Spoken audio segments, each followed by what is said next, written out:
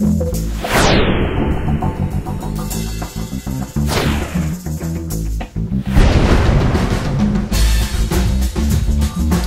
as I mentioned briefly, with the advent of social media, there's been some speculation that email is going to be replaced as a primary business communication tool, and and people are freaking out maybe a bit. Is email still important? Is it dying? Is it dead? What kind of systems am I going to need to be supporting for my customers going forward?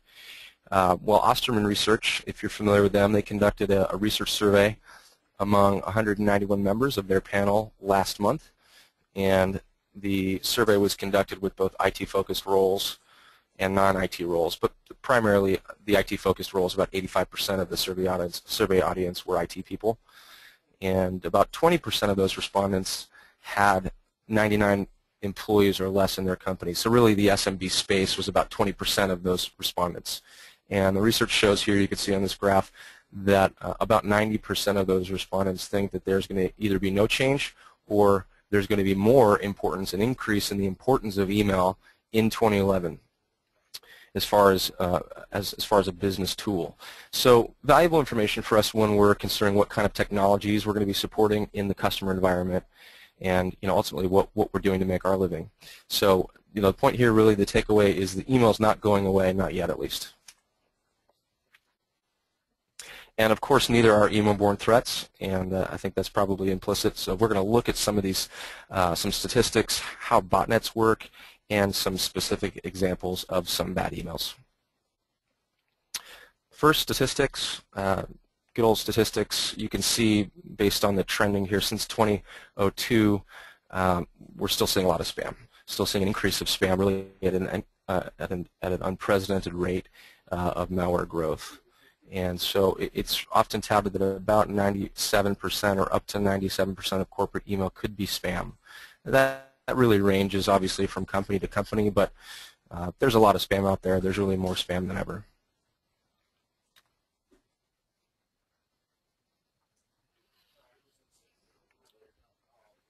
So not only is spam increasing, but so is malware in general across all threat vectors. Since the first early computer viruses and hacking incidents of the mid to late 80s, we've seen an exponential growth in the sheer volume of attacks. So here, the categories malware, really that's viruses and bots, potentially unwanted programs, Trojans. We've really seen just an exponential, explosive growth here. You can see from 2006 to 2007, a huge jump. And not only a jump in the volume, but as we'll see a little bit later as well in detail in the complexity of those threats. So this is still happening, still relevant. There's really many forms that this can take: spam, zombies, scareware, phishing, malicious websites, just good old-fashioned blackmail. And so what do over 80% of them have in common? The answer is really simple. It's just money. There's big money to be gained. So we're going to look at that as well as we go along, how that money is gained. And let's look at 2008 and see how that compares. So obviously 2008 dwarfs 2007 and the previous years. Although the blend of malware or attack methods may shift from one quarter to the next, the overall exponential growth continues its unabated upward trend. And so obviously the question then becomes why? Why the jump? What's going on in the industry to cause this? My personal opinion, based on reading, based on observing the industry, is just that the bad guys have figured out more ways, better ways to monetize their nefarious activities. It's become more profitable for them. So more people are doing it. It's actually easier. You can buy Trojan kits on the internet for $100 or less. So you don't need to really be that much of a nerd to get into this business. If you can point and click and configure a couple of scripts, you're off to the races. So here's 2009. We saw even more growth. And so as long as the criminals can profit from malware and threats, we're going to continue to see that. Just some quick stats here. I mentioned 80 to 98% of corporate email volume is spam. Typically what's said out there in the industry is that email volume doubles every year. Malware, in that category, 2 million new samples of malware just in 2008 alone. And so we see rates of upwards of 8,000 new pieces of malware every day. Phishing, 31,000 new sites a month, phishing sites a month, and then 150,000 zombies created every day in 2009. So statistics can be overwhelming. Sometimes your eyes just sort of glaze over. What does all that mean for consumers and businesses? What's the net of that for us? Well, unfortunately, it means loss. It means productivity loss in the billions. It means financial loss, $560 million in 2009. It means intellectual property loss at $1 trillion a year. Corporate and personal privacy loss, and millions of dollars a year spent in remediation costs. And so what we're looking at here in this slide are the complaints to the FBI Internet Crime Complaint Center in 2009. And we're going to look at some notable data breaches in that year. But you can see from the slide that nearly half of the complaints involved some kind of financial loss. And that was in the year 2009. That was about $560 million worth of financial loss, which is about a 100% increase over the prior year. So still a problem, bigger problem, more of a problem. Complaints increased year over year 22%. You know, they were able to average that out in terms of a dollar value, dollar loss per incident of $575. And in 2009, 498 publicly exposed data breaches occurred. So all told, that's about 222.5 million records exposed. So about 500 companies that year had some kind of reported loss of records. So just a quick breakdown on that particular statistic. Heartland Payment Systems did not have a good year in 2009. They lost 30 million records. We're going to define what records could mean in just a moment. Aetna lost 65,000 records. Walmart lost 48,000. Kaiser Permanente lost 30,000. United Healthcare Workers West lost 29,000 records in 2009, and Walgreens Health Initiative lost 28,000 records.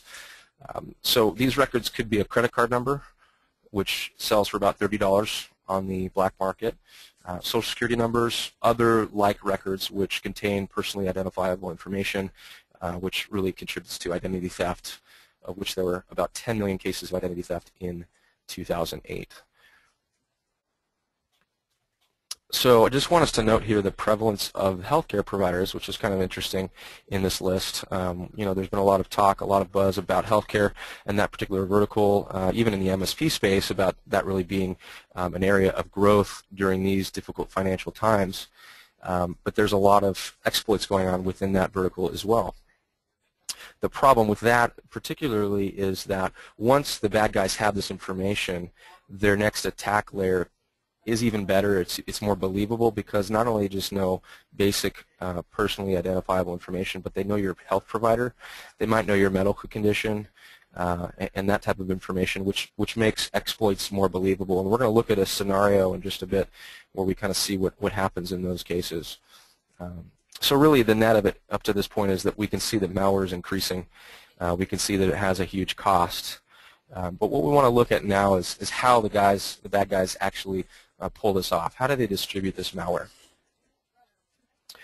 The answer to that question is really botnets. So what we're going to do is look at how botnets function, what they are, and then how they've evolved in the last 5 years or so. So a botnet, if you're not familiar, is a network of distributed PCs that send spam and malware.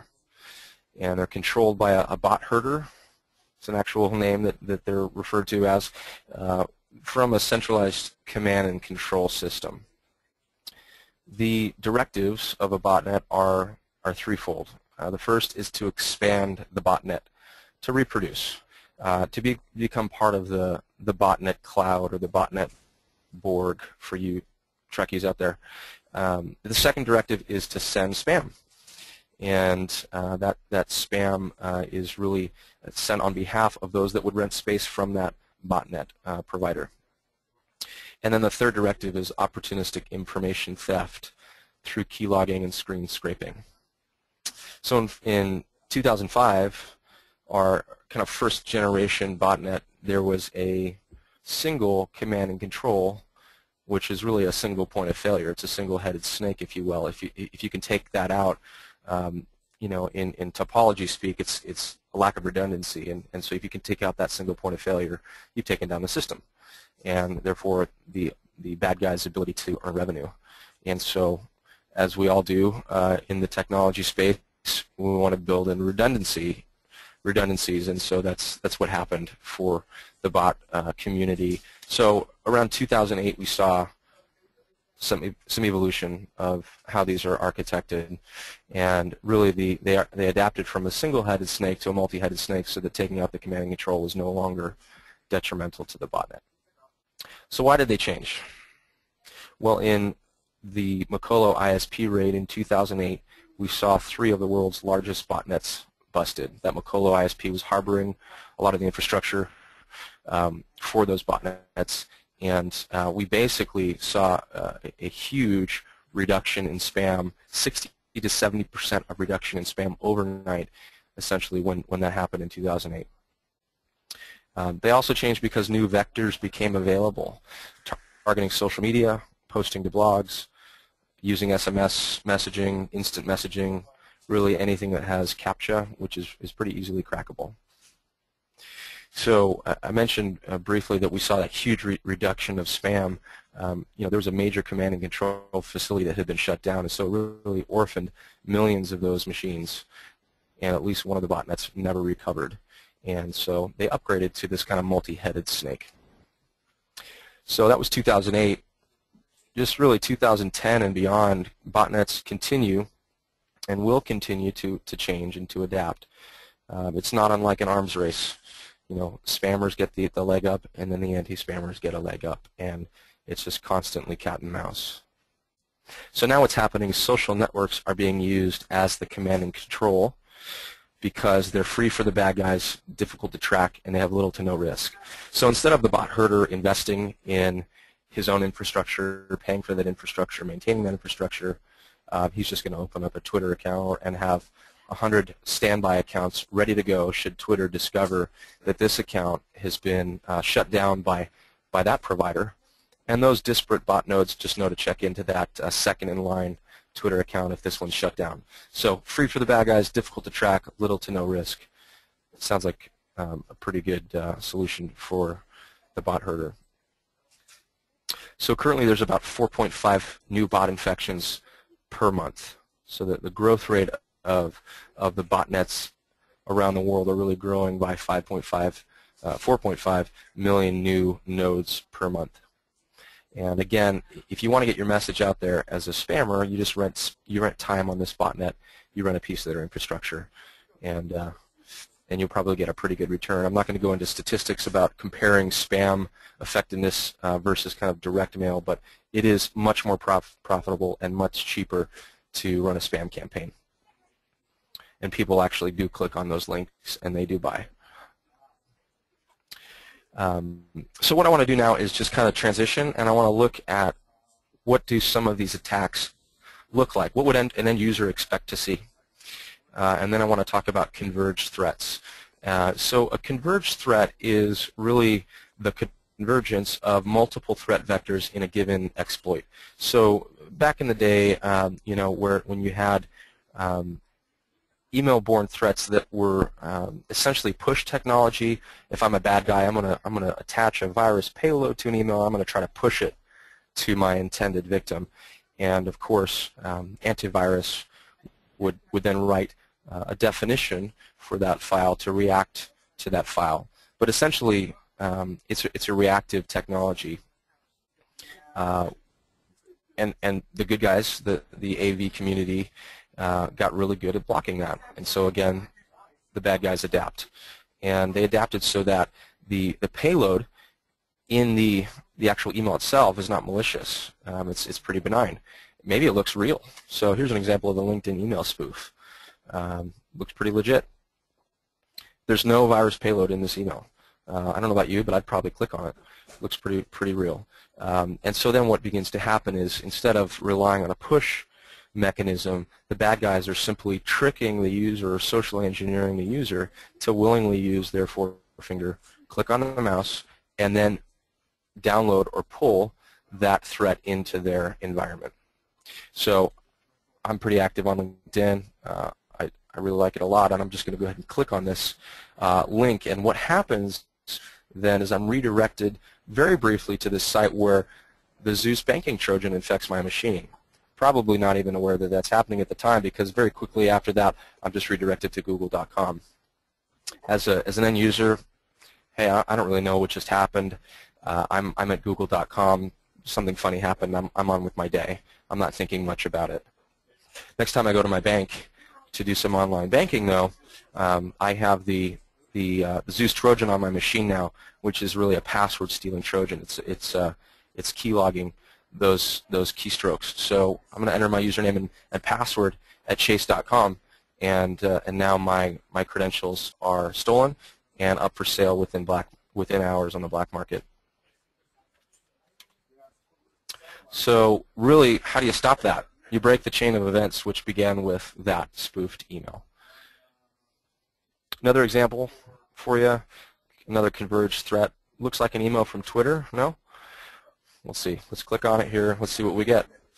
Oh, what do we have here? We have some Canadian healthcare spam. Yeah, I don't know about you, but I'm just going to go back. I don't know if you can tell the difference between what's a legitimate email, one that you should trust, and this email. In many cases, you can't. You can't tell the difference. And finally here, just an example of a retail receipt spoof. So looks, smells, feels like an email from buy.com. You know, maybe this is causing question marks for me. Did I buy that laptop? Did I not? I can't really quite tell. I'm going to go ahead and just click on my account because I'm a buy.com user, and I'm just going to go into my account at buy.com by entering my credentials to make sure that nobody's ordered something or hacked my buy.com account. Only this isn't really buy.com. It's buy.cm or something like that with some other URL that doesn't actually refer to buy.com. So unless you're really, really paying attention where that web page is, you could be entering your credentials into a site that looks, smells, feels like buy.com, but it's really not. It's a really good example, a really common example of what we call phishing. So what I want to do here, kind of to summarize or to end this last section on threats, is really look at this attack scenario. This type of a multi-vector threat is not at all uncommon, and it's becoming more common. Excuse me. So here's what happens. As a user, I'm going to go ahead and just sign up for this newsletter, and my email address that I've entered in is then sold to a prescription drug ring who buys botnet time to spam the list, as we talked about. That I'm a recipient of those messages. I receive a spam message now containing a virus, or maybe phishing me to a site that downloads a virus, like the Chase example that we looked at. The virus scrapes a phone number from either my social networking site, maybe a local application like my address book, something like that. And then the botnet sells my name, address, phone number, and in this case, maybe even a medical condition to a crime ring, who then mounts a multi-vector phishing attack against me using SMS, email, phone, web, all of those various vectors. And then I'm inundated as a user with these corroborating vectors. And really, the more vectors, the more angles that you can come at me with, the more believable that exploit is going to be, the more likely I'm going to go ahead and agree to being exploited. And so this, like I said, is becoming more common. I want to give you a category for that as you're talking with your customers about, what some of those threats are out there and what we need to do to make sure that our users, our customers, are safe as they're using email and the web. So just to quickly recap and give you the bottom line is that email is still vital to business. We saw that in the research. We saw also that the number and complexity of threats are increasing exponentially, and this has a detrimental cost to your customer's business. And they're going to be looking to you the IT guy for solutions to these technical and ultimately business problems. So what kind of solution do you have? Well, obviously this is a Spamsoap webinar, so we're going to present the Spamsoap solution. And VA has, as Dan mentioned, relied on Spamsoap for many years.